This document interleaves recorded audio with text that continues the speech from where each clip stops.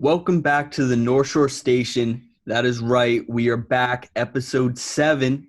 7, as in Big Ben Roethlisberger's number, the future MVP of the league, possibly, maybe a Super Bowl champion with the way they're going. 11-0 after the NFL poorly handled that Ravens game. We'll get into that a little bit later. Of course, we'll be covering Week 12, everything that happened during the Thanksgiving games and stuff that we missed during that Thanksgiving games. Of course, the NFC East watch, which is really getting intense. I didn't think it would still be this close. The Giants got a lead. They're tied with the Washington football team. Insane division right there. We got a couple questions this week. We're going to answer those for you. Our today top three that we're going to be talking about, very, very topical. Who will be fighting Jake Paul next? Who would we like to see Jake Paul fight next? So that'll be very interesting. I can't wait to see what these guys got to say about that. And then finally, we'll conclude with the fadeaway 3 best bets of this weekend. It is Saturday, December 5th. Week 13 is about to kick off tomorrow. We are excited. We can't wait to see what these playoffs are about to start looking like. Let's get right into it. All aboard. This is the North Shore Station. It almost figures. Touchdown. Oh, my God.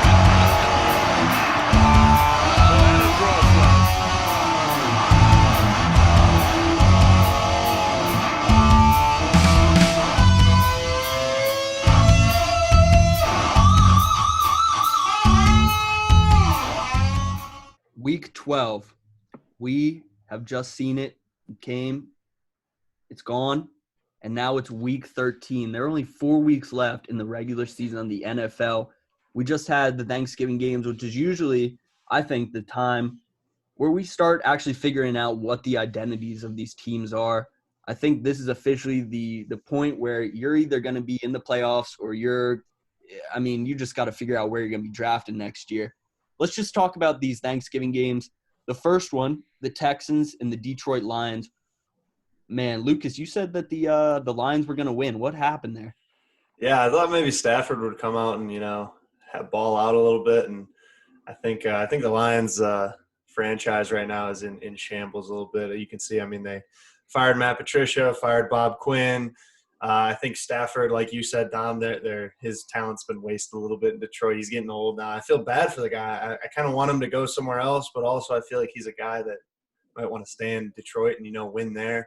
So, but yeah, that team right now doesn't look as good as I thought. Maybe they'd come out and have one good game, but you got to feel bad for them. They had injuries and stuff, but the Texans showed who we thought they would be this year, and all of a sudden they saved it for November.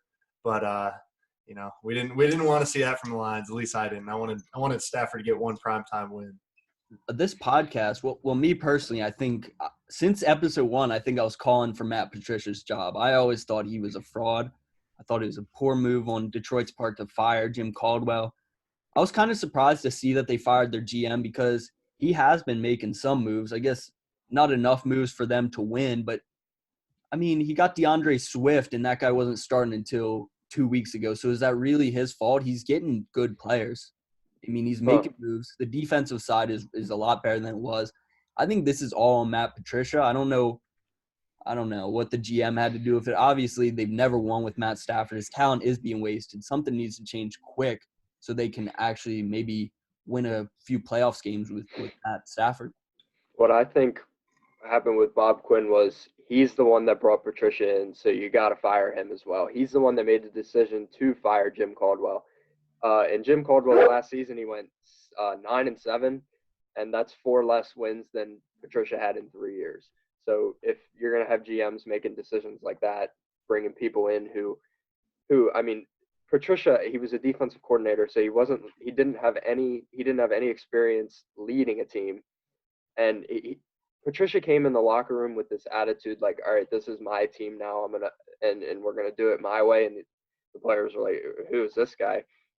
And then, of course, you had his sexual assault allegation, and Stafford got hurt in his first season, and they went 3-12. So, it was just downhill from the start. He should have never even been brought in. But Lions fans should be ecstatic to bring in somebody new. They're probably going to look at Eric Bieniemy from Kansas City, 49ers defensive coordinator Robert Saleh. So we'll see what they do there. But Yeah, they can only go up from here. But for the Texans, they've actually been going up the last couple weeks, especially Deshaun Watson. He had 4 touchdowns in the game against the Lions. They won 41-25. It's really unfortunate how the Texans got off, how they started the season with Bill O'Brien, because I think they would definitely be scary to see in the AFC playoffs. I wouldn't want to face the Texans, especially with Deshaun Watson. Yeah, I think their schedule has just been like so hard this year, and the move with DeAndre Hopkins still puzzles a lot of people. And I think Deshaun Watson kind of, he said, all right, we got David Johnson, we still have some good receivers, we have Randall Cobb and Brandon Cooks and Will Fuller, so maybe we can still just play whatever, and I don't need to play hero ball and like take over. And I think the farther that this season's gone in, with David Johnson being out, Duke Johnson's their main running back. CJ Prosise has got a lot of time at running back too. I think he's realizing like, all right, I got to do everything I got. I have to give everything I have if we want to win games. Like I have to be the best player on the field, which is sometimes a mindset that a quarterback doesn't want to do because then you're going to force things. But Deshaun Watson's a guy who's good enough where he can do it. So I think he just has to do that if they want to win football games. And I think that's what he's going to keep doing in the future, maybe next year moving forward. I think it's going to be tough for them going into the playoffs. Losing Will Fuller for the rest of the season hurts them a lot with him being their number one target. And then the offensive line, that they're going to have to step up. Watson is out of the pocket almost every single play. That is a pass. So the Texans are at 4-7 right now, and their division isn't too easy. The Titans are sitting at 8-3, and then the Colts at 7-4.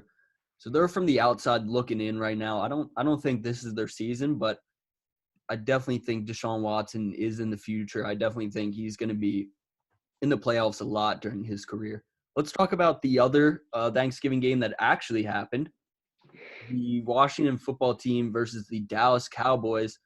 I mean, last week's episode, I said that I was in on the Cowboys now after the watermelon thing, which turned out to be a true story. That was a true story.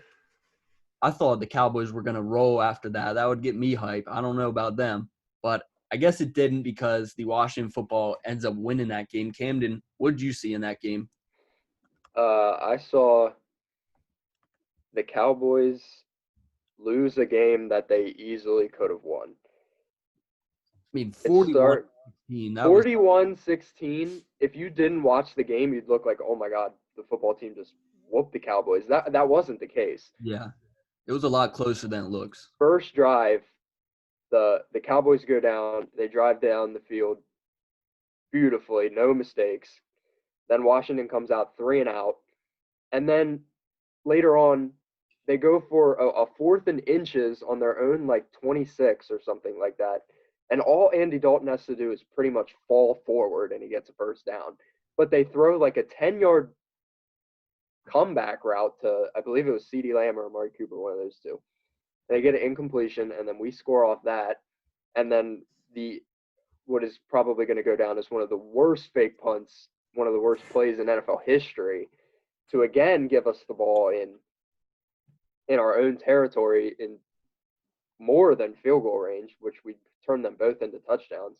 So there's 14 points right there. And then you had a garbage touchdown run with Antonio Gibson, and then Montez Sweat's interception right at the end of the game. So 41-16 did not speak for what the game was at all. Washington did not whoop them in any means, but Yeah, I mean, Washington still played very well in the run game, especially.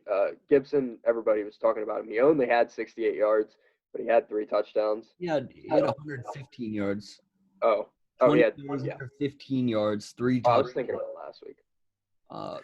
Antonio Gibson is definitely the future running back for that team. I don't think J.D. McKissick's the answer. I mean, when you're averaging 5.8 yards and you get 3 touchdowns on Thanksgiving in front of all of America, you've earned that position. That dude is something special. And he's gonna need to keep that up because our passing game looks abysmal. Terry McLaurin and Dontrell Inman were the only receivers to get catches against Dallas, and McLaurin had 2 and Inman had 1. So I mean, are you changing your opinion on that? You should keep rolling with Alex Smith. I am. There we go. I mean, I mean, as it's coming down, I'm seeing okay, he's not what he used to He's got be. a We metal got leg. it. Yeah, but is he gonna work for now? Yeah, yeah. Yes, Gotta but gotta be the answer for now. and maybe next year if we can't get somebody like maybe Matthew Stafford, maybe That could be interesting. Cam Newton, maybe somebody in the draft if we're feeling gutsy, but Yeah, I'm gonna say the same thing that I said last week, and I feel bad saying it about Alex Smith because he did the same thing in Kansas City, and then Mahomes took over, and obviously we see how well they're doing. But I think he should just be a placeholder QB right now. I mean, you saw it in Kansas City; they did great. They made it to the playoffs however many years while he was there, and they just realized like we want to find our guy in the draft, though, and it was Mahomes. And I think they built around Alex Smith. They built that team, and then when they wanted a better quarterback to upgrade at that position, they did it. I think that's what Washington needs to do. I think just Alex Smith can be a placeholder quarterback. He can win games if we put good guys around him. We've got Terry McLaurin. We've got Antonio Gibson. We have good young talent around him. Our defense doesn't look too bad, especially our front seven. So I think that's what they need to do with Alex Smith. Just keep him in there for maybe until his retirement next 2, maybe 3 years. And then when you find your guy in the draft this year, I don't think they're going to have a super high pick because I think the Bengals are going to be there, the Jets, basically everyone else in the NFC East. How So many that's going to be big on that division, how that shakes out. But yeah, I think until you find your guy, just have Alex Smith roll with it with the talent you have. how many teams need to draft a quarterback in the upcoming draft? I'd say the Jaguars, I'd say the Jets. And then I'm not really sure. I think the Washington football team would be one of those teams that should take it in the first round. Trey Lance, that dude's a stud. I'd like to see that. But Possibly. like you said, like the placeholder QB, that only works when your team is like amazing. Like that worked when in Peyton Manning's final season where he couldn't throw the ball more than 15 yards, but they still won the Super Bowl. Like because that defense was insane. He had a great offense as well. So I mean, he's doing okay. He's tied for first in the division, but they, of course, are in second because of the tiebreaker because they lose to Daniel Jones all the time. So, I mean, they are still in it, but I don't think it'll work. I don't think they're going to win. I like to see him win the division. I would like to see that. But we have the toughest schedule remaining in the division. We still have Seattle. We still have Carolina. We still have Steelers this week. Yeah. But Alex Smith, we have the same problem the Eagles do right now. It would be better in the long run to put Haskins in to get him experience, get him developed. But we're in the hunt for the playoffs. So you're going to want to have the best guy out there. You're not going to want to just like the Eagles. They don't want to put Jalen Hurts out there because you have a chance to make the playoffs. So our best bet, if we weren't in the NFC least, would be to just have Haskins out there, have us go 3-13 again, and develop him more. But I like that. All right. How about let's talk about the last Thanksgiving game that didn't happen on Thanksgiving. It happened basically a full week after the Pittsburgh Steelers versus the Ravens. It was set to be an amazing game. It was set to be a classic game, some would say. This game gets pushed back about, I think it was a total of 3 times. First it was on Thanksgiving. Then they're like, all right, let's try this on Sunday. All right, let's try this on Monday. All right, Wednesday. How about that? I mean, it's absolutely horrible how the NFL handles this, especially when you look at what happened to the Denver Broncos this weekend when they made the Broncos go out there with a former wide receiver as their quarterback. But then sales associate. Associate at quarterback. This guy was working at a freaking grocery store, and they made Denver Broncos go out with him. But because it's Lamar Jackson, because it's the Ravens, because that dude's on the cover of Madden, because he was the MVP, they'll do whatever it takes to make the Ravens look good, do whatever it takes to maybe get Lamar in the game. Of course, he had COVID, so he can't play in the game. They ended up going with the second overall pick. Let me say that again, the second overall pick, Robert Griffin III. People are acting like this dude is like some bum, like the 7th round pick out of nowhere. This dude was a Heisman. I mean, the amount of people who have said the Steelers have played nobody, it's been a cakewalk to 11-0. Yeah, it hasn't been the hardest schedule to this point. But Lucas, I think, has said it countless times that it's hard to win games in the NFL, especially 11 straight, especially when your quarterback missed 14 games last season. So what the Steelers are doing is really impressive in my mind. Another thing, before I let you guys talk about this, the Pittsburgh Steelers over the last 5 years have always been considered top 10, top 15 team in the league, other than last year when we had Duck Hodges. But here's the thing with all these years. One year we'd have a really good offense, but a really bad defense. The next year we'd have a really good defense, really good offense. It could never be both. But this season we have an amazing defense and a really good offense. Like, just look at these studs: Claypool, Deontay Johnson, Juju Smith-Schuster, and the MVP of last week's game, in my opinion, James Washington, who made an amazing catch on third down that looked like it was going to get picked off. I thought my heart sunk, but James Washington comes down with that thing. There's so many weapons on this team. Ryan Switzer's gone. This is a new team. This offense is hot, and the defense is the best in the league, in my opinion. All right, I'll let you guys talk about this game. What did you guys see? Yeah, well, you mentioned all their weapons, and I know one weapon that they really showed this week that you liked was Benny Snell without James Conner in there. But, yeah, Benny Snell looked really good. He ran the ball hard. He did what he needed to do. And I think the Steelers, like I said, it's hard to win in the NFL. So it's every win. You can't take any win for granted.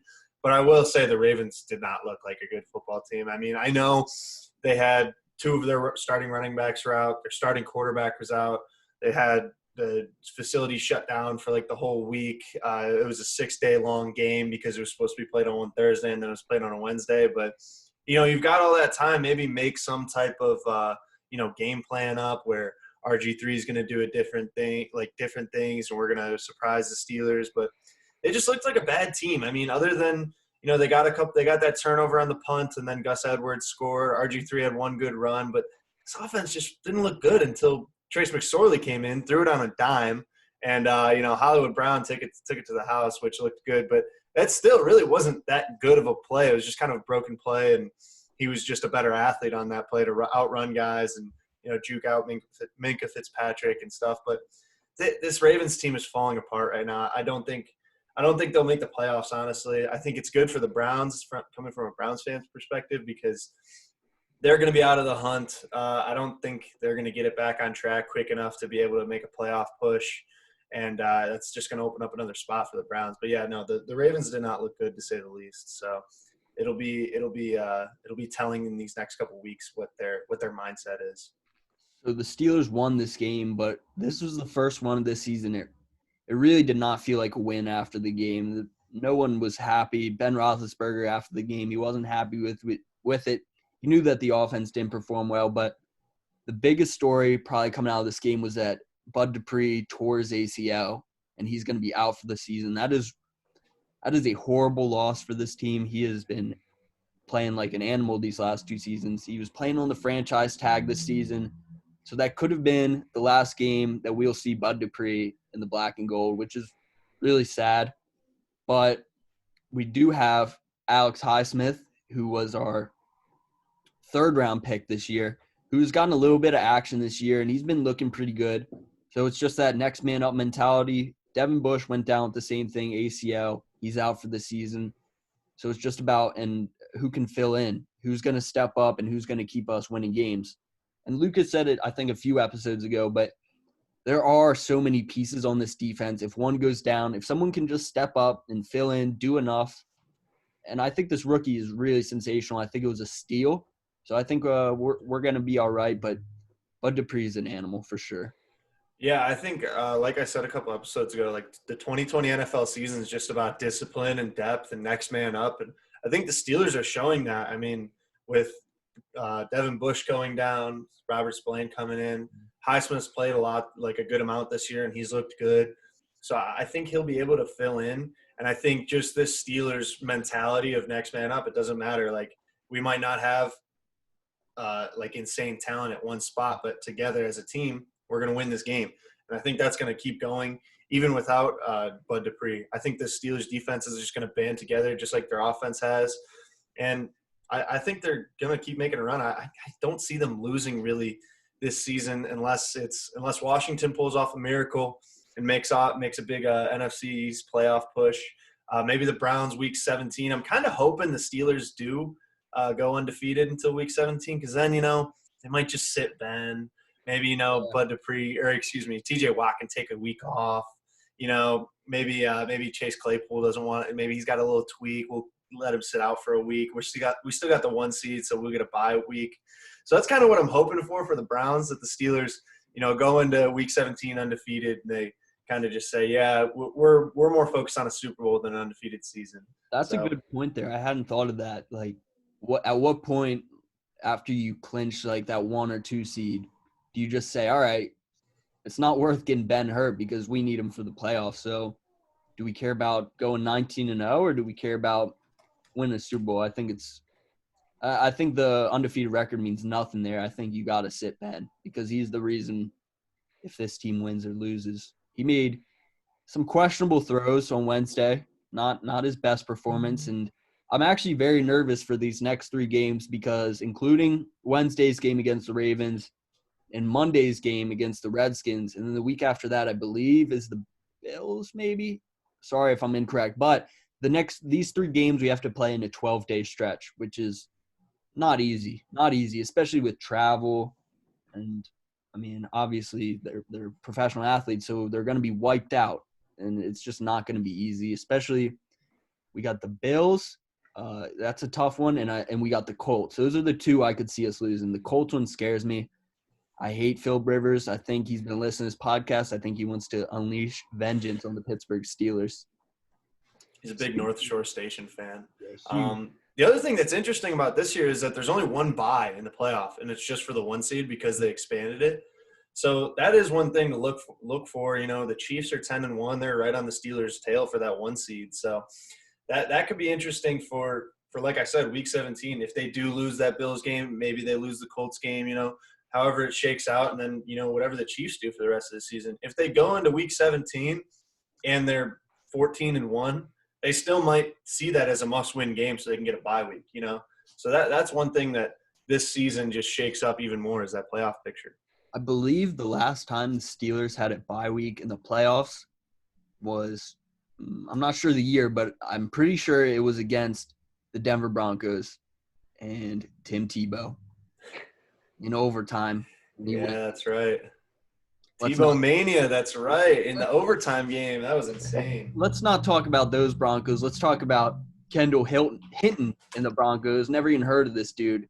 They do lose 31-3. I guess the biggest story, I think, is that Taysom Hill is the real deal. Like, he's definitely the future once Drew Brees steps down. He's a stud for sure. And I was saying Jameis. Get Jameis out there. Let's see Jameis. Jameis is the future, but I thought Taysom Hill was just a tool. I thought he was just a Swiss Army knife, but he's like a Lamar Jackson, I think. I think he can do it all. But he's a quarterback, unlike Lamar Jackson. Boom, I said it. I think the thing that you might still have hope for getting Jameson is that Taysom Hill is such a good weapon in the receiving game that depending on who they get in the upcoming years or like what weapons they have, they might need him in the receiving game. And, he only had like 70-some pass yards in this game. There's only 98 overall pass yards in the game, and 13 of them were from Hinton. Mm-hmm. So we'll do the math on that. I'm sorry. Someone else can do it real quick.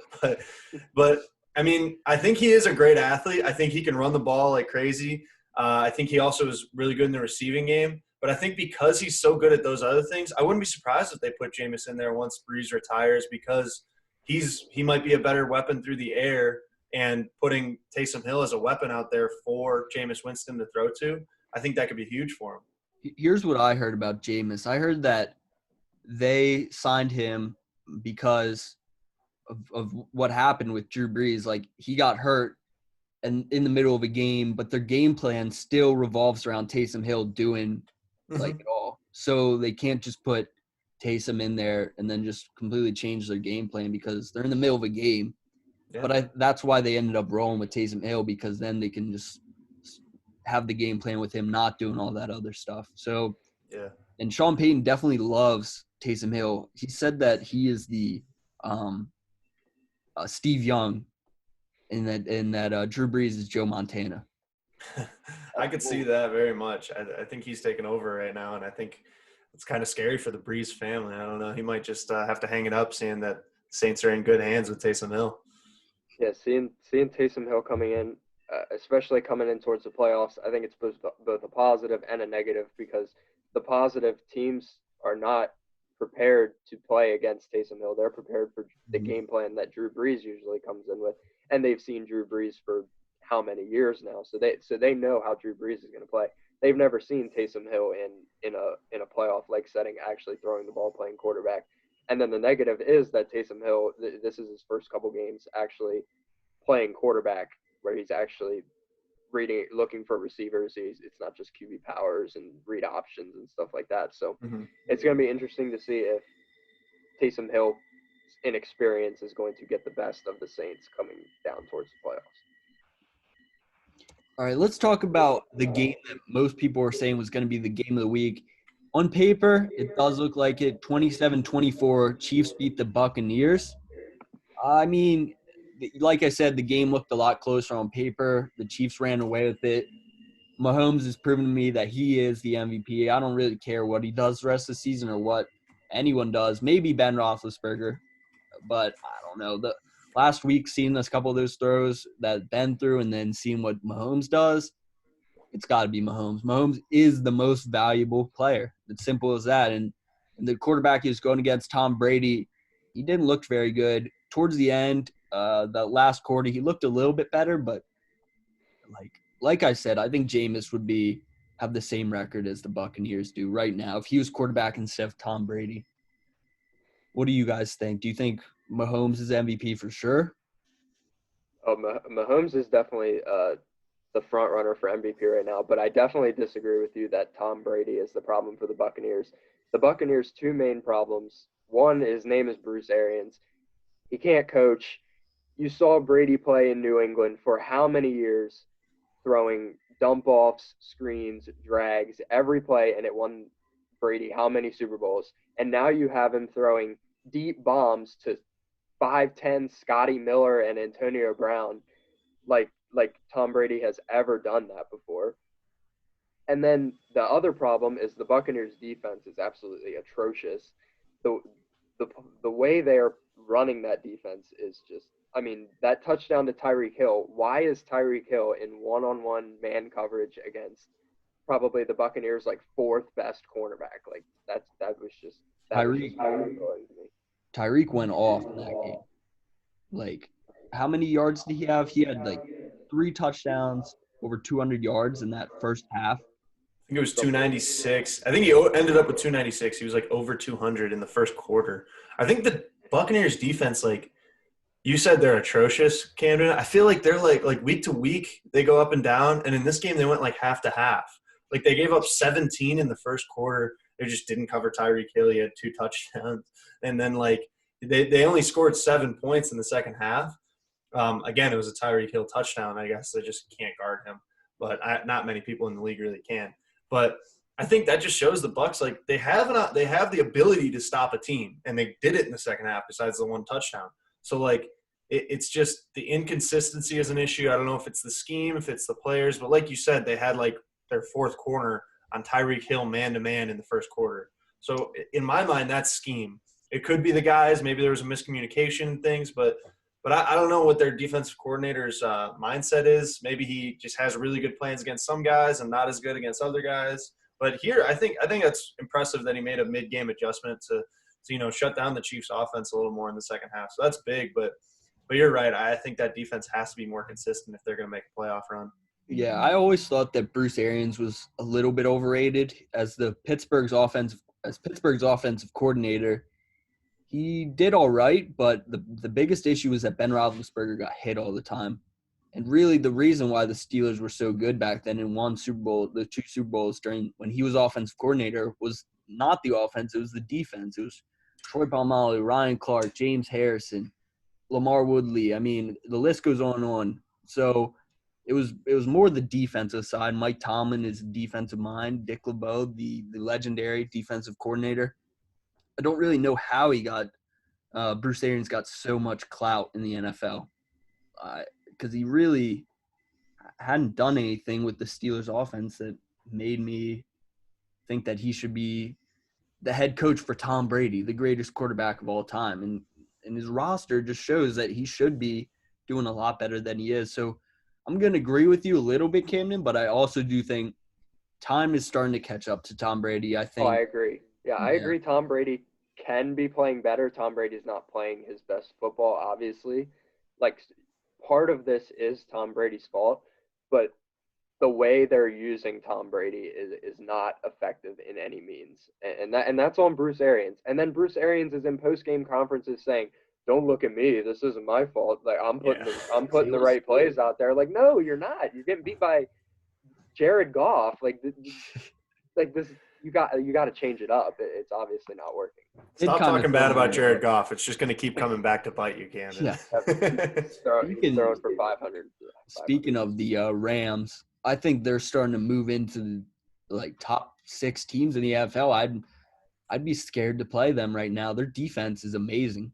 Their offense is pretty good too. So I think they're definitely they're moving up in my power rankings. We'll get to that maybe a little bit later. Let's just talk about Lucas's Browns, who beat the Jaguars on Sunday. The biggest news here is that if they don't record a tie in their next games, then the Browns will finish with their first non-losing season since 2007. Yeah. How you feeling? Yeah, that's How you right. feeling? That's big. You can say it again if you want. If they don't record a tie in their next games, the Browns will finish with their first non-losing season since 2007. It just shows the expectations for a Browns fan compared to a Steelers fan. Earlier in the year, I said, the Steelers undefeated team, and you got all hype. And I'm just saying, 8-3. Oh yes, that's all I need. But I mean, the Browns looked good, especially without. I mean, they gave up 25 points to the Jaguars, which isn't great, especially against Mike Glennon. But they didn't have Myles Garrett. They didn't have Denzel Ward. Ronnie Harrison went down on the second play. Their starting safety. They had a lot of injuries. I don't think Carl Joseph played in this game, but they still look good. I mean, Nick Chubb and Kareem Hunt are just ridiculous. I think they're the best running back duo in the league. His offensive line still looks really good. Baker, it's hard to talk about Baker because he's playing good enough for us to win. Obviously, he's not losing us games. I was listening to the radio last week, and they said, everyone that's complaining about Baker Mayfield, we're 8-3, and he hasn't lost us any games. Like he might not necessarily be winning us games. My one exception was the Steelers game. I mean, he had a pick six on the first drive. The Ravens game too. He had a pick first drive, which those weren't great. But still, overall, we didn't play good enough to win. So they said, Baker's not losing us games. He's not necessarily winning us games. Running game is helping us. The receivers are making some good catches, but in this game, the one big thing was that he missed open receivers, right? But the other thing, and you'll see that highlight of him missing Rashard Higgins. That was definitely the biggest thing that was going around after the game, that slant. I mean, I think I know I could have made that throw. Exactly. I'm not saying I can do what Baker does, but I'm saying I could have made that throw. That's all I'm saying. No, I agree. I think he's got that little bit of Chuck Knobloch disease. I don't know if you guys have heard of him. He's a second baseman for the Twins and the Yankees. And he was an all-star second baseman, and then 1 year he got the yips and just couldn't throw to first base from second base. He's just airmailing it into the stands, hitting ladies in the face and stuff. But so I think that's kind of Baker's problem. And I talked about when he's sitting in the pocket, there's almost not enough to think about, so he overthinks open throws. And then when he's rolling out, he throws better because there's more to think about, so you can't overthink. I think he showed that again this week because he's making great tight window throws to Jarvis Landry. Kadero Hodge had a great sideline catch on a comeback on a third or fourth down. That was a perfect ball. It's he couldn't have put that anywhere better. So he makes these throws that's he's got really good arm talent. He's very accurate. He's got good arm talent. He makes really good throws, but then he misses wide open guys like that. So he's just got to make those throws. And I think the game is still going too fast for him. It hasn't slowed down yet, where he's kind of, the one thing that everyone talks about is how excited and fired up he gets. We all see the clips of when Nick Chubb runs a long run, and he's shaking in his boots, he's getting all excited. I think that goes against him sometimes because he gets so excited that Rashard Higgins is wide open for a touchdown. I have to hit him right now or else I'm going to miss it. and then he misses. He airmails it. Yeah. So I think that kind of helps him and hurts him at the same time. But like I said, he's winning games right now. We're 8-3. I can't complain. A lot of people in Cleveland are still complaining about him, but while I want to, because he's missing throws and we might not win a playoff game if he misses those throws, we're still winning games. So I can't complain about him. I gotta back him right now. Gotta be a Browns backer here and say he did what he needed to. He's taking care of the ball too. He doesn't have as many interceptions this year, which is huge.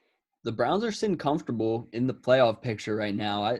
I think that definitely this team is revolving around Nick Chubb. I think he's number 2 in the league with rushing yards, and he missed 4 games, which is absolutely insane. He's an absolute stud. Let's keep rolling with the Week 12 recap. This time, let's jump right into it. The NFC Least Watch, Week 12 and Week 13. Let's talk about the rest of the NFC Least Watch and what it's going to be looking like moving forward. I think the Eagles are completely out of the picture at this point. Like I said last week, that was the final nail in the coffin for him. Carson Wentz, that had to have been his worst performance yet, especially in that first half. That was horrible. I think he had about 12 passing yards maybe in like the first quarter. Horrendous. He almost threw a pick 6 on his first throw. Yeah. They finally put Jalen Hurts in on the field without Carson Wentz. So I think that's moving in the right direction a little bit. But I think it's about time. But then Carson Wentz came right back out the next play. Exactly. I'm saying it's the right step and in the right direction, but it's not enough. They need to start Jalen Hurts because the rest of their schedule is not easy. Last week they lost to the Seahawks. This next week they're playing the Packers. Then they play the Saints.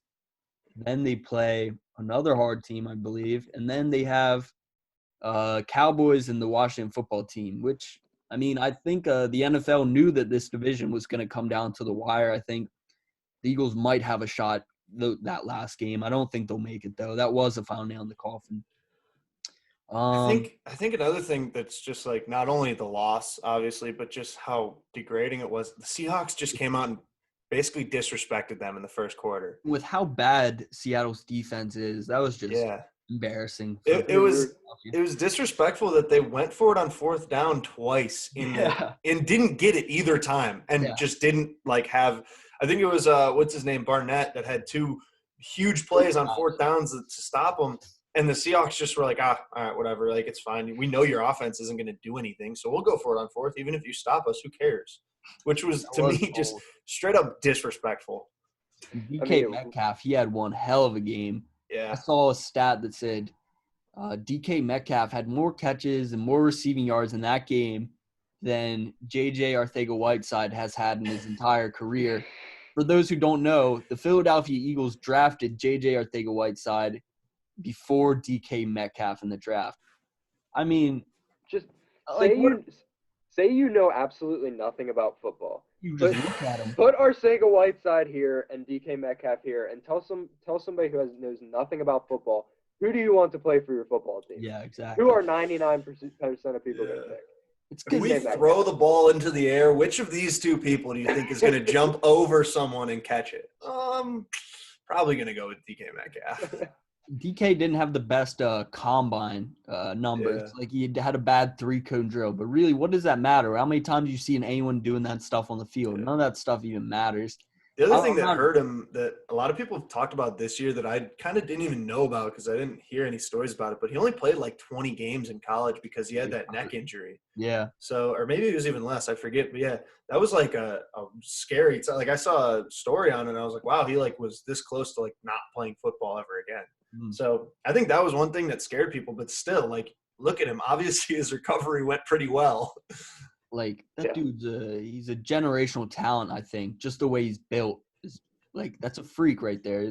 People aren't designed to look like that. But let's just talk about the NFC East watch here. We already talked about the Washington football team, a pretty big win there. We talked about the Cowboys, pretty bad loss there.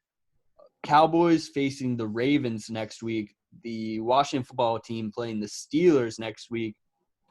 Like I said, Steelers on a coming off a really short week. I'm a little nervous about this one. I think it'll be I think the Steelers still win, but I'm afraid of more injuries. That's what I'm really scared I about. was gonna say when we were talking about the Steelers Ravens game, and Lucas said if Washington can pull off the miracle, at this right now, I don't even think it's a miracle at this point. I think like you said, the Steelers are coming off a short week, off a game that they probably at this point didn't even want to play because you're playing a team that you probably would have beat no matter who has COVID or not.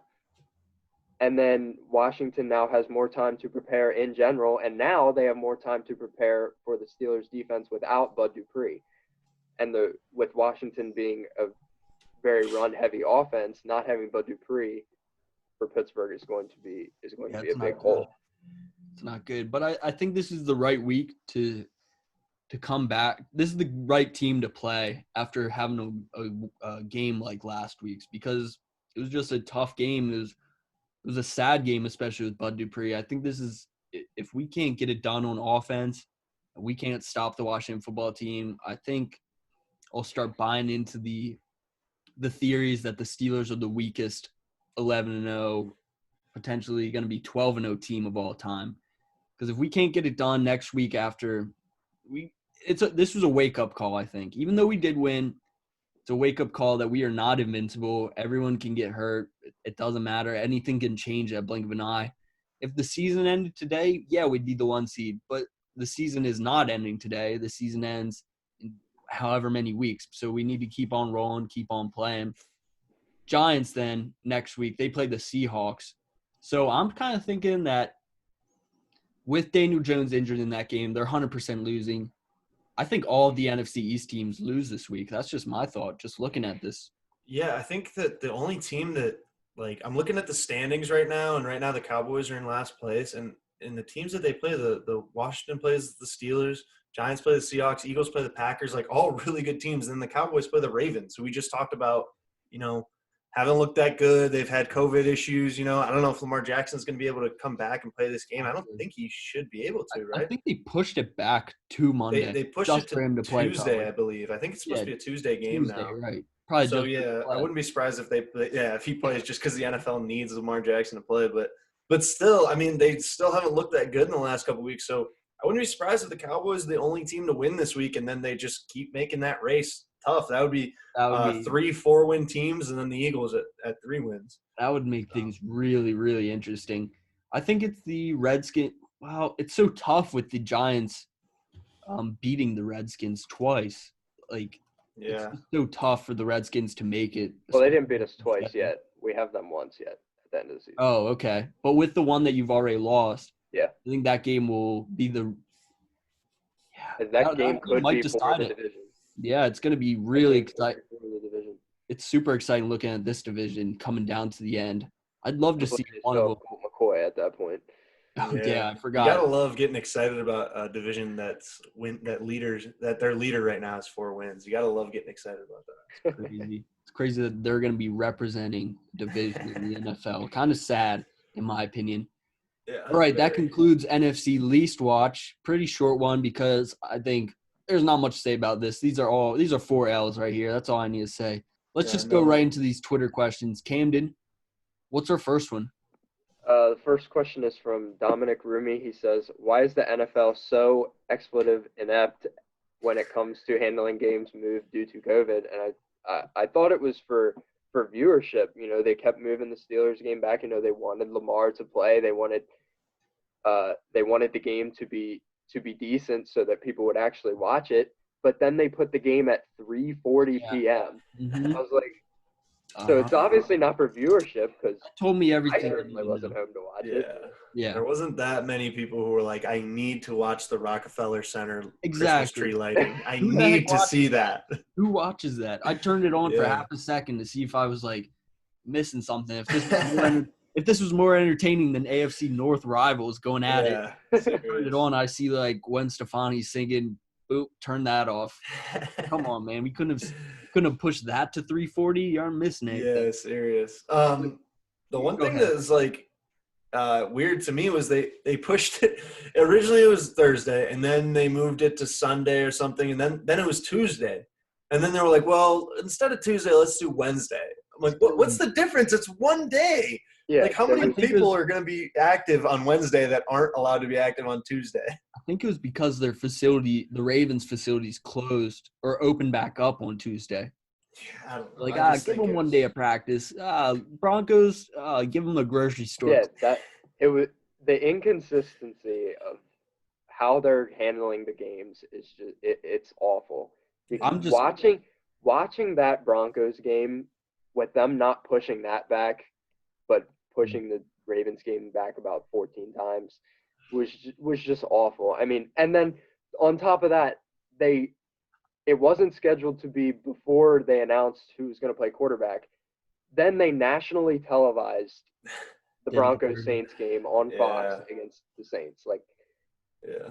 you're going to embarrass them on live television. Like I'm actually glad barely. that they just didn't cancel the game and make a Week 18 because that's what I was thinking. I was thinking the NFL wants the Ravens in the playoffs. If they make a Week 18, they can expand the playoffs, get their boy Lamar in Yeah. there. So I'm just happy that we might not be seeing the Ravens in the playoffs. So, Yeah, that's true. I'll play devil's advocate super quick and just say, I think the only difference between the Broncos and the Ravens was that the Broncos had a clear, like they clearly violated the COVID protocols. Like they were all in a meeting where they didn't have masks on and they were close together in close contact. Whereas the Ravens, it didn't seem like there was any story of that where there was like, clearly no one's wearing masks, no one's social distancing, whatever was wrong, this exactly wrong happened. So I feel like the Broncos were kind of being punished. Yeah. Because like there was a clear thing that like so many people were like, oh, shame on the Broncos quarterbacks. Whereas the Ravens, I don't know the entire story, but it seemed like they just ended up having it. You know what I mean? I mean, I feel like if you follow the protocol as it's to Yeah, be, you shouldn't. breakouts like that won't happen. Yeah. So I mean, feel look like at the Seahawks. Something slipped. Somebody pulled a Yeah. Lou Will and went to the club or something. Yeah, that's right. The Seahawks are the only team right now that haven't had a single positive COVID test. So someone's got to be taking a page out of their playbook or something because Pete Carroll's clearly got it right. You got to follow what he's doing now. You know.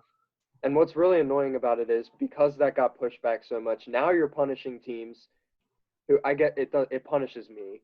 Washington's game gets moved back a day. It actually helps Washington because they get an extra day to prepare. But now teams that are actually following protocol and who aren't having COVID outbreaks, games are getting pushed back and moved, and they're all getting out of sorts. So it's just it's all a mess. Yeah, the amount of rest is just completely messed up now for the rest of the season just because of the Steelers game getting pushed back, and then like you said, they have 3 games in 12 days. So not easy. Not at all. Camden, next question maybe. Our second question is from Christopher Farrow. He says, besides Ben, who's the one player on the Steelers that if lost to injury would end their Super Bowl chances this year? That's a tough question. That is interesting because it obviously is Ben Roethlisberger. Can't be a wide receiver because of how much You guys have so many. Yeah, I would say I'm gonna go with someone on the defensive side, either, especially because Bud Dupree's out now, either T.J. Watt or Minkah Fitzpatrick, because I think Fitzpatrick holds that secondary together so well that would hurt a lot. And now that Bud Dupree's out, if you have both of your starting outside linebackers on both edges out, that's going to kill you. I mean, I still think they're deep defense, but if one of those two guys goes down, that just completely destroys either your front seven or your secondary. Yeah, I think it would have to be TJ or Minkah, but if I have to pick one or the other, I'd probably go with Minkah because I feel like there's more depth of free agency for left outside linebacker. I think Clay Matthews is available. I think James Harrison, I've been seeing a lot of people talk about him coming back.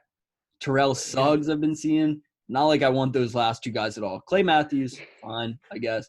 But then for free safety with Minkah, I believe the backup would be Marcus Allen, who I don't think he's NFL caliber. It's a cool story, come from Penn State, you know. He was cool there, but he's not that good of an NFL player. Minkah makes plays. He does the Minkah magic. He gets it done. TJ does the same, but Minkah's got the magic. So I'd say Minkah. If he goes down, that defense is in trouble. Yeah, I think he's the quarterback of that defense, and I think that's a big I'd leadership also say, role. I'd add Cam Hayward to that list. If we lose Cam Hayward, that would not be good at all because he is He's the captain of the defense. I think he's the veteran presence there.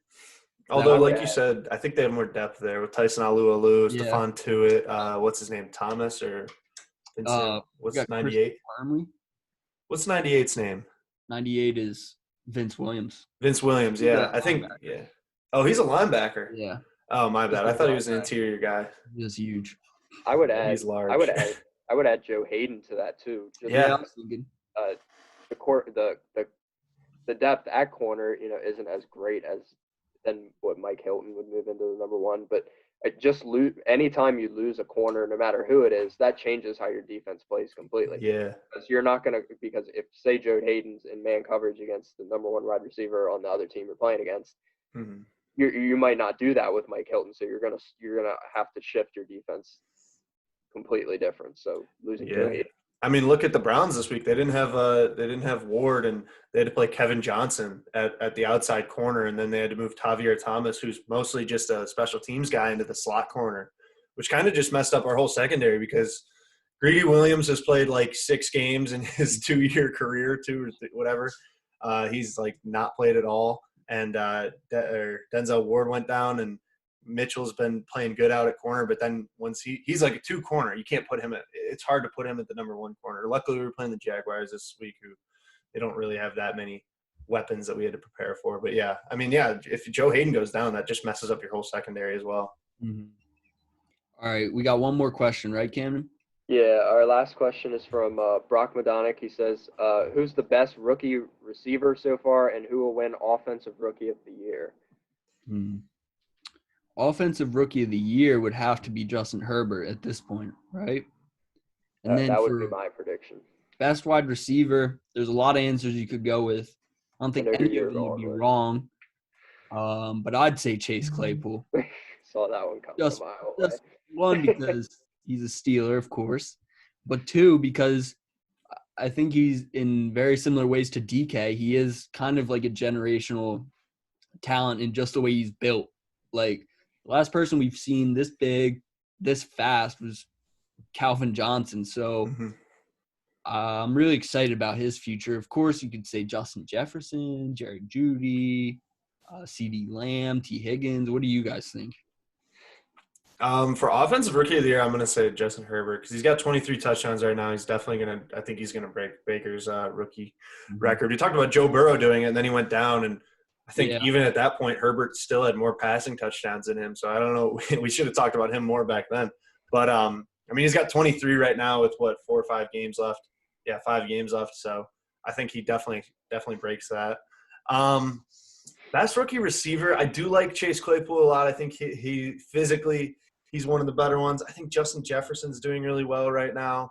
I like CeeDee Lamb a lot because they're not a good team. Like, you know what I mean? Like, I think he does a lot for them. Yeah.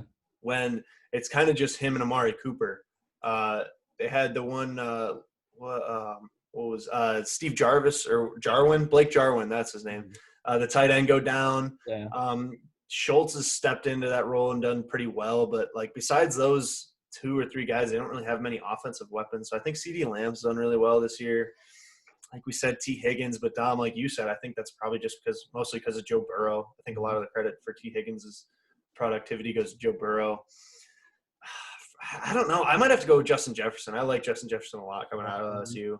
I liked him. I think he takes the top off like almost no other receiver in the league. Like already, I think he's one of the best receivers at that.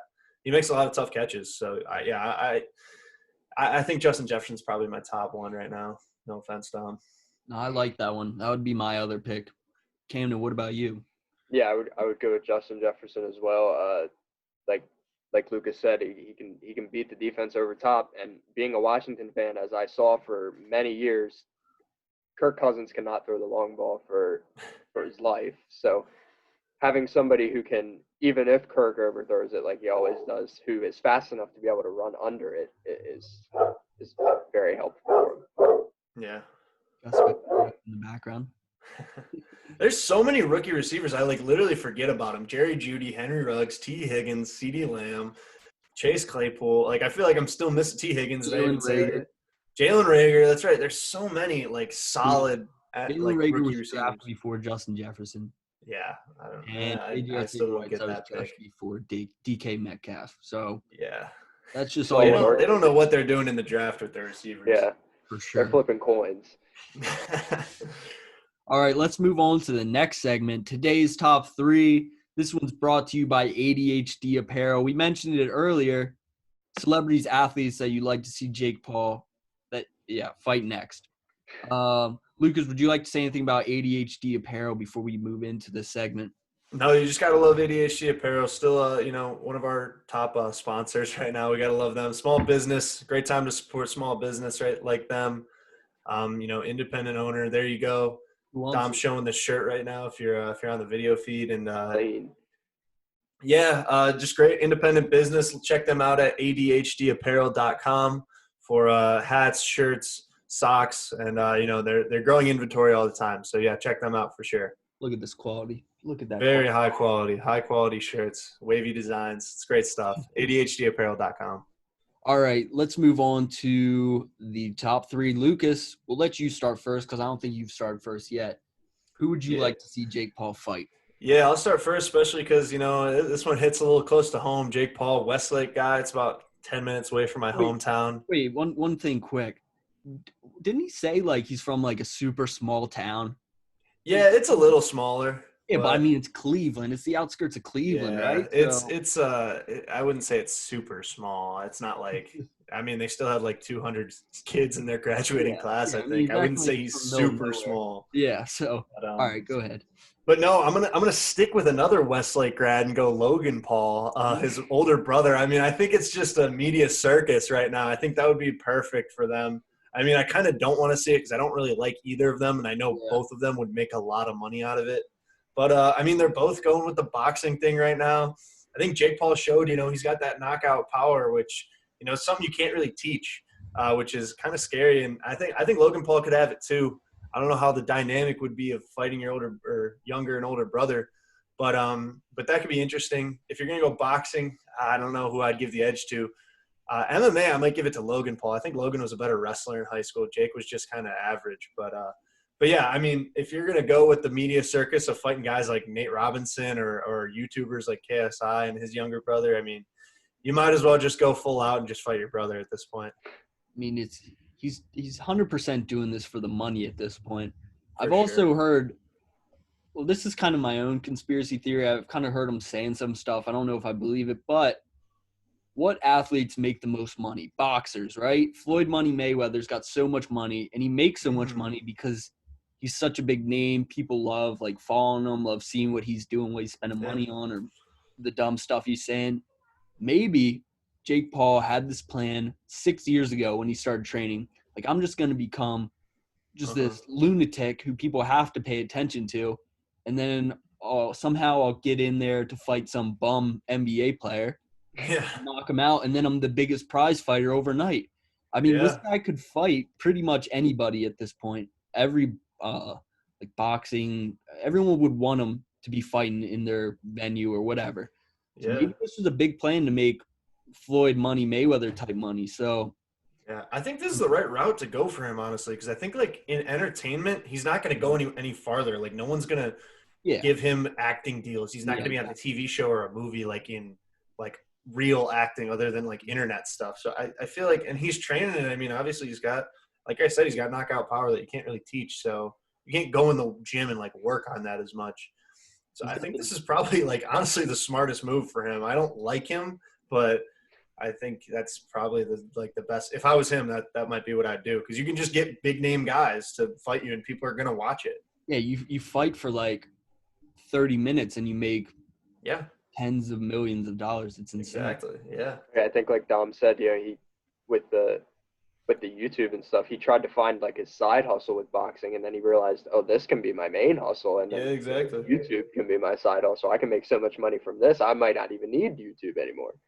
Everyone's talking about him. I had zero interest in Jake Paul, Logan Paul, whatever. Now I'm kind of interested in him. I will 100% be watching his next fight, no matter who it is. Camden, you go next. Who would you want to see him fight next? I would like to see a rematch with Nate Robinson after Nate Robinson actually takes some boxing training, because you could tell you watch Nate Robinson in there, he did not train at all. He went in there figuring this was just going to be a schoolyard fight. He didn't cover the head at all. And Paul obviously took advantage of that. So I'd like to see, Nate Robinson get a boxing trainer, learn the technique of boxing, and then step back in and see if he can compete with. That was a horrible performance. Zero confidence. Yeah, I feel like he might have trained, but like once that adrenaline like starts going, it kind of just all goes out the window for some guys where you can't like just focus on. And it was like yeah, I'm pretty sure he did like train for like a month or two, like coming into it, but like yeah, it just went all out the window. And like you said, Cam, it looked like a schoolyard fight. Like he was going head first, trying to like hug him up and stuff. Yeah, it did not look good. I think he definitely should train some more. All right, I'll go next. This is what I actually genuinely think will be the next fight for Jake Paul. Conor McGregor. Speaking of two people who are big names, love talking, love making headlines and stuff, and love making big money, they both at this point I think are just in it for the money. So, and they're both pure entertainers. This seems like the logical next move for Jake Paul to make, and I think Conor McGregor would probably be interested, depending on how his next UFC fights go. That's just my thought there. So I don't know much about boxing and mixed martial arts. So is boxing and like will his MMA skills transfer to boxing, or will he be a worse boxer than he would be? Well, he had the one fight against Floyd Mayweather where he lost, and I think his style of like fighting, of stand-up striking is different than Mayweather's. Mayweather's like one of the most technical boxers of all time. Like he's got this insane record, but like he doesn't really have – like he has knockouts, don't get me wrong, but it's not like he's a knockout fighter. He's a very defensive and technical fighter. And I think McGregor like looked not bad in that fight. So I think he obviously has some boxing skills, and I think he has like fighting skills. So I think there's transferable things there. So that can be interesting. And like you said, I mean, they're both big names. I think because his main – like if his main sport was boxing, he would never do it. But because he's an MMA fighter who then has done a boxing match or two, I could see it, yeah. Yeah, but like you said, he fought Floyd Mayweather, and McGregor looked like one of the best boxers that he ever faced. He gave Mayweather actually a good fight, I think, which is insane for a dude who is just an MMA fighter. Mm-hmm. But I think Conor McGregor would 100% knock Jake Paul out, 100%. Even if though he gets one good hit on him. I think the weight differences might be a little different, but I mean, Conor McGregor was the lightweight champ. He was the lightweight and flyweight champ at one point. So that's MMA. I don't care if it's a little bit different than boxing. He's got hands. He's got a heavy left hand. Jake Paul would get whooped. Yeah, I think he just needs to catch that one left. Mm-hmm. I'm going to go with another MMA guy, and I'll say Dylan Dennis. I know they've had some beef, and they've had some talk about fighting and stuff. The thing that's interesting about Dennis is like I forget if it was Joe Rogan or if it was what's the UFC's commissioner's name now? I'm Dana White. Dana White, that's right. My apologies. Yeah. Well, I forget if it was Rogan or White, but both of them obviously know about fighting.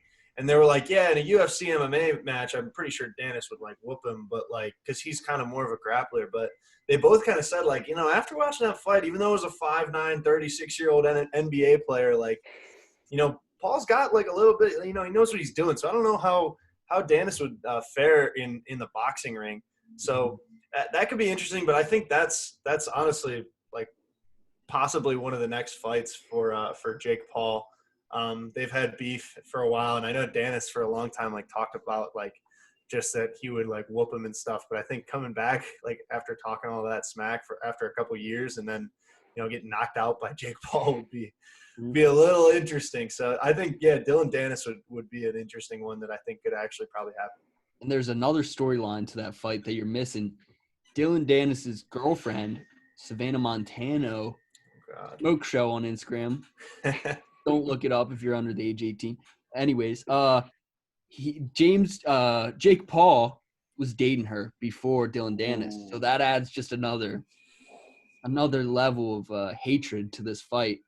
That was going to be my next pick for sure. I'd love to see that fight for sure. Good.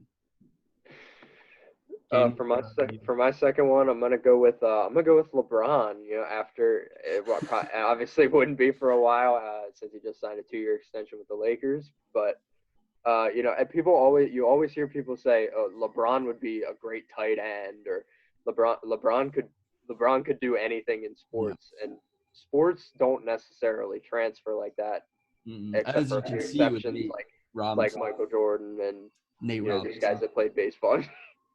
But you know, LeBron's what 6'9", 6'8". Throw him in the square and see what he can do. I would take LeBron in that fight for sure, just because of the weight difference and the height Have to. difference. Yeah. And the reach Got to. difference. I'll hammer LeBron. I'll Yeah. take that bet any day. The only thing is, I don't know if LeBron's ever actually been in a fight. I feel like there's probably not that great of a possibility that, you know, growing up on the block in Akron, like people probably saw him as like, that's LeBron. I'm not going to mess with LeBron. You know what I mean? Who would Like, ever mess with that dude? That yeah, dude's exactly. 6'10". No one So, messed with him. I don't know how many fights he's actually been in. So that might be interesting, but Yeah. But I like that one. I like that one a lot.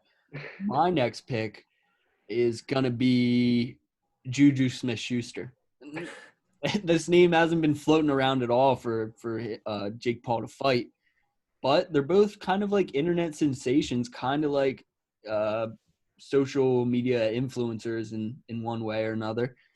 And I also think after Nate Robinson's embarrassment to the professional athlete community, I think someone needs to step up, and someone with a bigger name, because Jake Paul is definitely going to be the headliner. He's not going to be under Mike Tyson next time. He's going to be the name at the top of the bill. mm-hmm. So, I mean, if you saw Jake Paul versus Juju Smith-Schuster, dude, everyone's buying that pay-per-view. You got to take that. I can just see Juju knocking him out and then hitting the little TikTok dance right over him as he's down on the mat. Oh man, it's a good one. I like that. All right, Lucas, your last one. I'll finish it up, and I'll go with another one that could happen.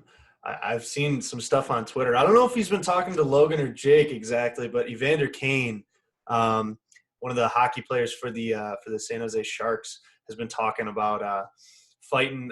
I think it might have been Logan. I've seen some stuff on Twitter. He was quoting one of his tweets, but I wasn't sure if Logan was standing up for Jake or something and saying that he would be able to beat Evander Kane. But I mean, obviously, hockey guys are a different breed. I think they're a different breed of tough. You know, to be able to do that bare fist fight, you know, out on the ice with skates on, that's kind of a different breed of fighting.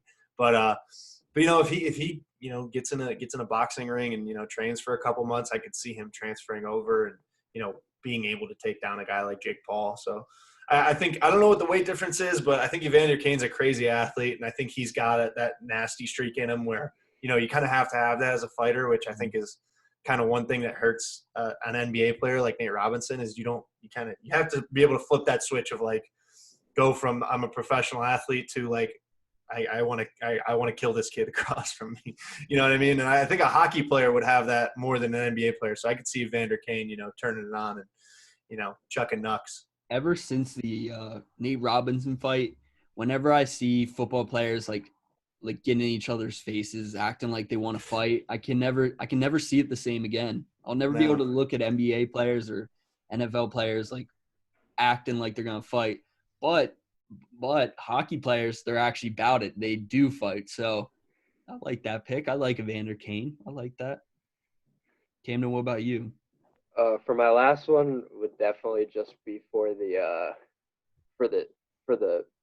ticket, you know, it would be a good laugh and would definitely require headgear. But LeVar Ball, with how LeVar Ball talks about basically every athlete on the planet being worse than him at whatever it is, just watching Jake Paul knock LeVar Ball out would be worth the price of the pay-per-view right there. I'd like to see LaMelo or Lonzo. It'd be kind of sad to see LeVar get knocked out. He's getting old. LaMelo would be just like Nate Robinson. It would be just like a schoolyard fight. You know, That's fair. That's very fair. All right, my last one. I'm going to go with the fight that I think has been in his plan for the last 6 years since he started training. Floyd Mayweather. This is the one. This is the $500 million fight. I think that's the one right there. It will be the biggest fight of all time. If Jake Paul wins, if he beats Dylan Dennis, if he beats Evander Kane, which those seem possible, but then if he beats McGregor, Mayweather's got to come out of retirement just to fight him, and they'd make more money than they could ever even imagine. That's I can see that. That would be an insane fight. I'm sure a lot of people would pay for that. And I think that's all that it's about right now, honestly, for guys like that is just will people pay to see it, which I think right now with the way people are talking about Jake Paul, most of the people that we talked about, people would – I think any of the people we talked about, people would find a way to watch that. Yeah, I was going to say, I don't think I would ever buy a pay-per-view. Yeah, that's right. I've never bought, but yeah. But view and yes, that's right. All right, let's move on. The final segment of the day, of the episode. We're going to finish episode 7 with the fadeaway 3. Last week, I went I gave you 4 picks. I gave you a bonus pick. I did give you Steelers -5.5 if the game happened on Thursday. That game didn't happen on Thursday, so I'm just going to scratch that one out because that didn't hit. So I'm going to say I went 2 for 3 there. Texans -3 versus Lions. Bills -5.5 versus Chargers. And then what the heck happened with the Raiders? Oh. I thought -3 against the Falcons was a big was one. a lock. I thought that was a lock for sure. That's Yeah, unfortunate. But That was a anyways, I surprise one. moved my record up to 12-5 on the season. So not too bad. I start off 9-0, so ignore that though. Let me give you the 3 bets that I know will win this week. I know they'll win because I've already seen the future. I looked into the crystal ball. Here's the picks I'll win. Titans -5.5 versus the Browns. The Titans looked good in the beginning of the season and then looked bad, but I think they're good. It's been like a little graph up and down, and they're back up. Their stock is going up, in my opinion. Derrick Henry, easily the best running back in the league. Nick Chubb right behind him. So this game, 2 best running backs going up against each other. 5.5 points, I like it though. I think the Browns offense isn't good enough to score a lot of points. I think the Titans do have enough offense power to score a lot of points. They proved that last week against the Colts, in my opinion. All right, let's move on to the next one. I know I took the Raiders last week, and they broke my heart, but I'm going to take them again. Raiders -8 versus Jets. The Jets are in full tank mode at this point with the Jaguars right there. I think Jaguars only have 1 win. Am I correct with that? Believe I'm correct. Yes. So if they win a game, then I mean you might lose out on Trevor Lawrence. So you need to keep on losing, and I think they're going to continue losing bad here. The Raiders bounce back as well.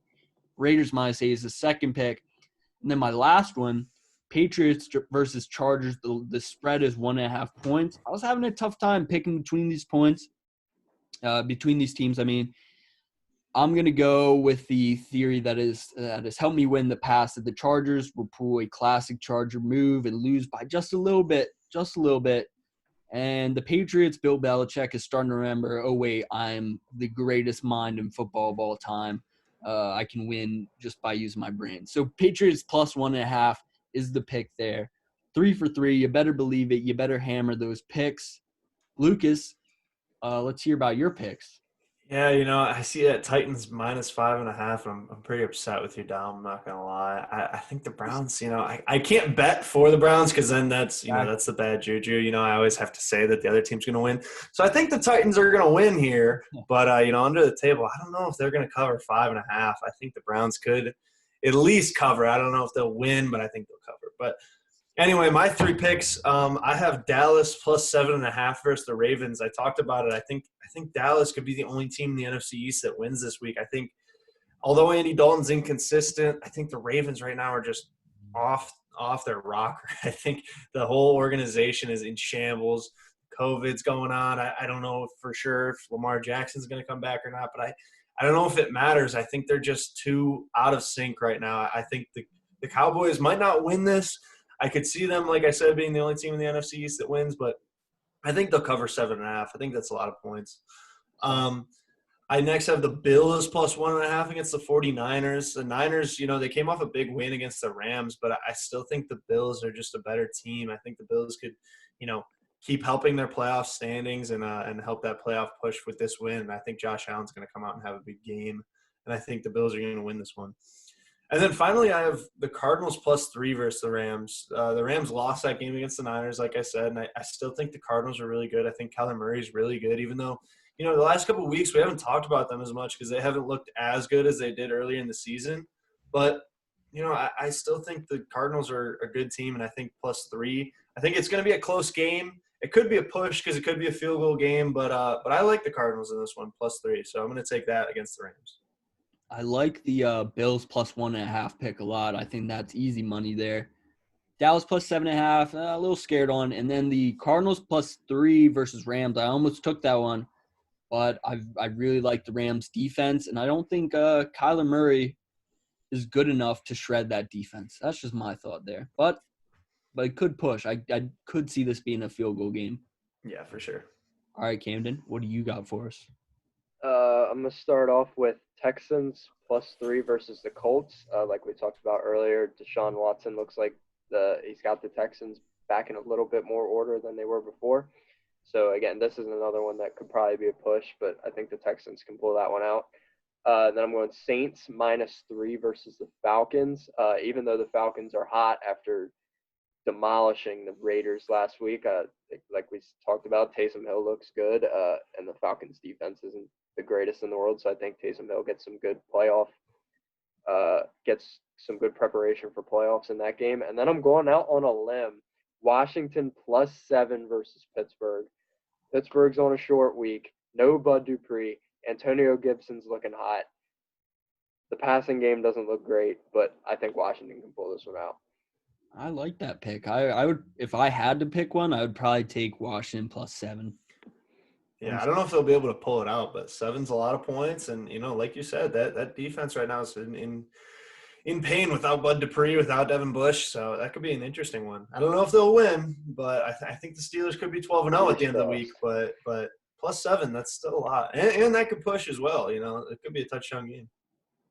Game of the week next week, what would it's not there aren't the greatest games next week. Let's just say that. Patriots versus Chargers, I'd say, would be in there. I'd say Rams Cardinals would be in there. It's a big divisional game. Bills 49ers could be in there. It's interesting. But like I said, we're past Thanksgiving. We're moving on to these Christmas games. So the NFL is starting to really shape up. We're starting to really truly know what teams are good, what teams are frauds. Before we leave, let's just give our predictions for the Super Bowl right now. Let's not wait any longer. My prediction, we won't have to say who wins or loses, just give the matchup. Earlier I said the Steelers versus the Seahawks. I'm taking that back. I'm saying the Steelers versus the Saints, because even with Taysom Hill, the Saints are one of the best teams in the league. I do think Drew Brees will be back for the playoffs, and they just know how to run that offense with them. And now they'll be able to incorporate Taysom Hill even more. That would be scary for the Steelers to say the least if that matchup actually happened. But Steelers versus Saints, that's mine. I'm going to go in the AFC. I got to go with the Chiefs. I still just think they're the best team in the league, even though the Steelers are undefeated right now and the Chiefs have one loss. Mahomes is the MVP. Tyreek Hill looks incredible. Travis Kelce just keeps doing his thing. That offense is just insanely good. And then out of the NFC, the Saints are the 1 seed right now, and I like them, but I just feel like this is going to be another year where something weird's going to happen. It might be a push-off in the end zone. It might be some type of pass interference. Even though they've been battling it, the past 2 years with weird calls, I don't know. This could be the year they push through, but it could not be. I feel like the Seahawks, this is their year. Even though Russ hasn't looked as good as he did earlier in the year, I think the Seahawks can make a push for that Super Bowl spot. And I'm not going to say who wins, like you said, but Chiefs-Seahawks could be a really, really good Super Bowl with 2 of the best quarterbacks in the league. So that's what I kind of hope to see, to be honest. No offense against the Steelers, but Browns fan, I don't want to hear stairway to 7, baby. We got 7 rings. I don't want it. I want the Chiefs and Seahawks. I mean, that would be entertaining. I'd pay to see that. Yeah, for Damon? sure. Out of the AFC, I'm gonna go with the Steelers. I like the Chiefs' offense more, but I think the defense for the Steelers is going to be able to take that. Like they say, defense wins championships. So I think the defense is going to be able to carry them farther in the playoffs than the Chiefs' defense will be able to carry them. And then out of the NFC, I'm going with the Green Bay Packers. I think that team is underrated for what they have. I think Aaron Rodgers has a chip on his shoulder for them taking Jordan Love in the draft last year, and they have good weapons. The defense is solid secondary. So I have the Packers coming out of the NFC. All right. Steelers versus Saints, Steelers versus Packers, and Chiefs versus the Seahawks. We'll see who's right at the end of the season. Tune in next week for episode 8. That's right, episode 8. In the recap of week 13 and previewing week 14. The playoffs are right around the corner, folks. We're excited. Follow us on Twitter at North Shore Pod to stay updated on everything with the show. And make sure you tune in next week, of course, because we're going to give you some more winning picks. We're going to entertain you. We're going to tell you what's going on in the league if you missed some stuff. So we'll be back. So you better be back too. Have a great night, folks. Boy, it's cool, rap on the rap track. All the guys that would hate, now I laugh at. All the girls that would dash trying to Snapchat. Cause I'm ballin' like the Dukes, I got mad stats. I got mad racks, I got mad stacks. Cause I'm ballin' like the Dukes, I can shoot like the troops. I can pull up in a coupe, yeah, I'm riding in a hatchback. New roof, mad black, bet you can't catch that. Share this little song, that's a hashtag. Hot bar so clean, undefeated home team. Want to go get a signed shirt and they know me. At the club, don't gotta flirt cause they know me. Boy, I'm big news like Post No Gazette. Living like Offset, dancing like the Dukettes. I just left a blonde girl, found me a brunette. Cause she just asked for my name on her crew neck. Yeah, on gang, on nose. I sneeze cause my flow too cold. And I'll put you on hold, don't play no games. You know my name, I pull, I drain. Cause I ball like James, like Hughes, like Tavion. And my rap songs way harder than Le'Veon's. Trying to outrun TK in a marathon. I be getting plays from the south like the Amazon. And I'm getting clout for the low like it's Amazon. You just have a gram or some clout, boy, get it by the pound. Started from the bottom, really built from the ground. Now my phone blows up when I pull up in my town. Did he say he wants a shout out? Boy, I'm not sincere, I won't carry you around. Is my last name Flex? Do I look like a clown? If you see me and Max, then you won't make a sound, no I cap. got more bars than the jail next to campus. I'm a whole star, got the world on my atlas. If money is the art, then my drip is the canvas. Both pockets fat, keep the balance. No cap. Gave me lemons, so I showed up in the limelight. Fight night, bright lights, wanna Benz in all white. She got the wet, slip and slide to her doorstep. Hanes 4-pack, the way she bout to give the crew neck. Ballin' on them like a preseason. Send a sprint and have 'em wheezing, got your heart beating. Started acting odd once I started getting even. I'm cutthroat, now applying pressure for the bleeding. Yeah, Avatar, I wake up in my ice. Spending large, I don't care what's the price. No, I don't. Watch me get a milli in the night. All my dogs know we bite, so we're ballin' for life.